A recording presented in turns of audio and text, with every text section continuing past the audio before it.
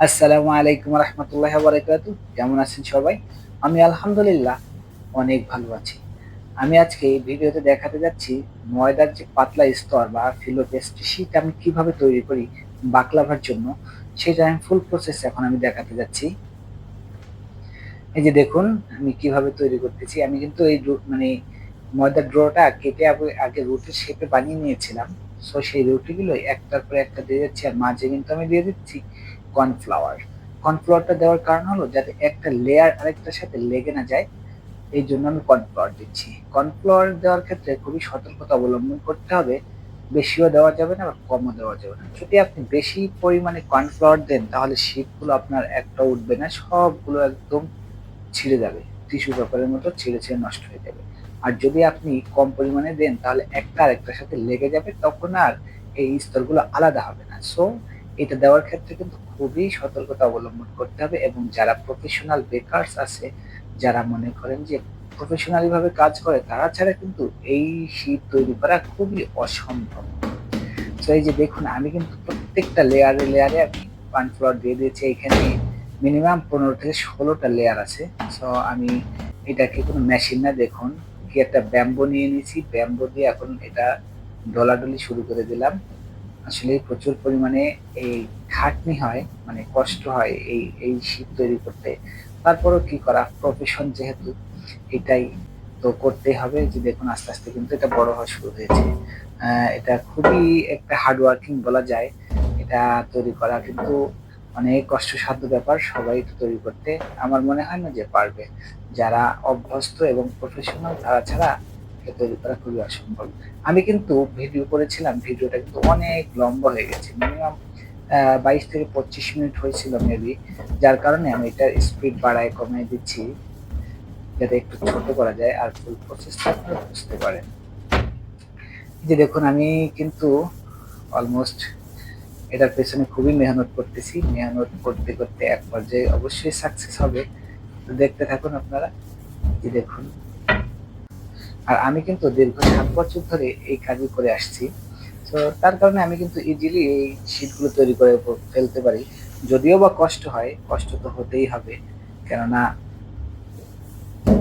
কষ্ট ছাড়া তো আসলে ভালো কিছু জীবনে সম্ভব না।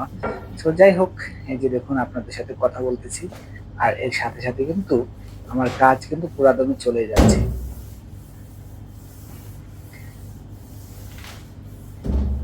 এটার লেফটে রাইটে মানে এটা চারিদিক থেকে মানে সমানভাবে প্রেসার না দিলে কিন্তু এই শীটটা তৈরি হবে না। তো এই যে আমি কিন্তু আমার সাইড চেঞ্জ করে ফেলছি, আমি কিন্তু রাইট সাইড থেকে লেফট সাইডে মুভ করছি, কেননা এখন আমার অলমোস্ট প্রায় শেষ প্রান্তে। আমি এটা রোল বানাবো, পেস্তা বাদামের রোল বানাবো, তার কারণে কিন্তু আমি সেই অনুযায়ী কিন্তু আমি এই শীটটা তৈরি করতেছি।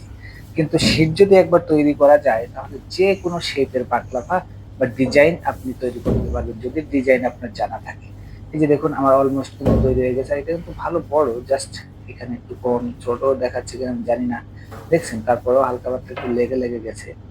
তো এটা কোনো ব্যাপার না।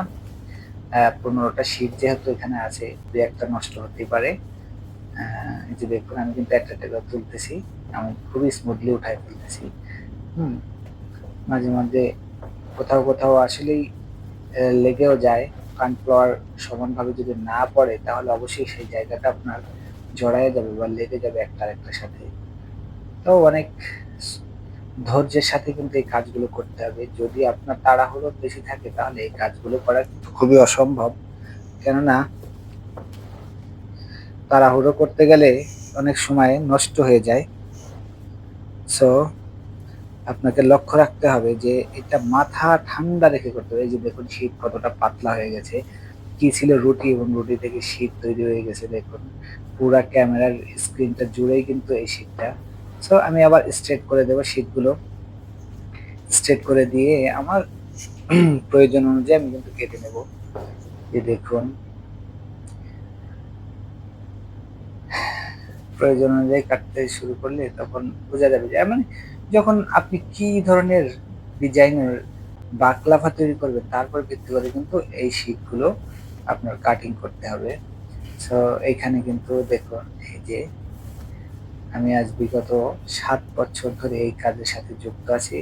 আলহামদুলিল্লাহ অনেক, অনেক ডিজাইন আমি শিখতে পেরেছি এবং আ অনেক ডিজাইন আমি নতুন, নতুন নিজে থেকেই ইমপ্লিমেন্ট করে সাকসেস হয়েছি আলহামদুলিল্লাহ।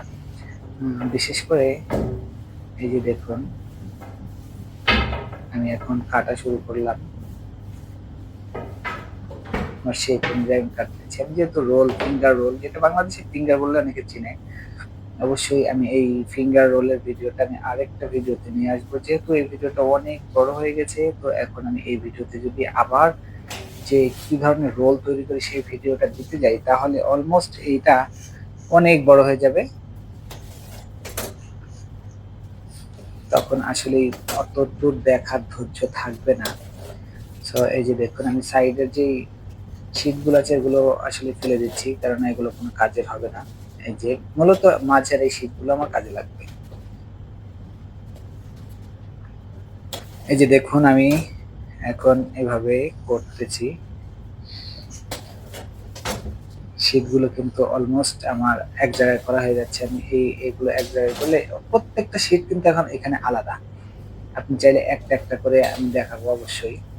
এই যে দেখুন, আমার কিন্তু অলমোস্ট আমি এখানে সব এক জায়গায় করে ফেলছি। এবার একই কাটিং গুলো একই মাপের হয়েছে, দেখছেন? এই যে দেখুন, একটা, একটা করে চাইলে কিন্তু আপনি আলাদা করতে পারবেন। এই যে দেখুন শীটগুলো কি অসাধারণ! একদম মনে হচ্ছে যেন টিস্যু পেপার গুলো রাখা আছে। একটা, একটা করে উঠায় ফেলতে পারবেন। তো কেমন লাগলো অবশ্যই কমেন্ট করে জানাবেন। আল্লাহ হাফেজ।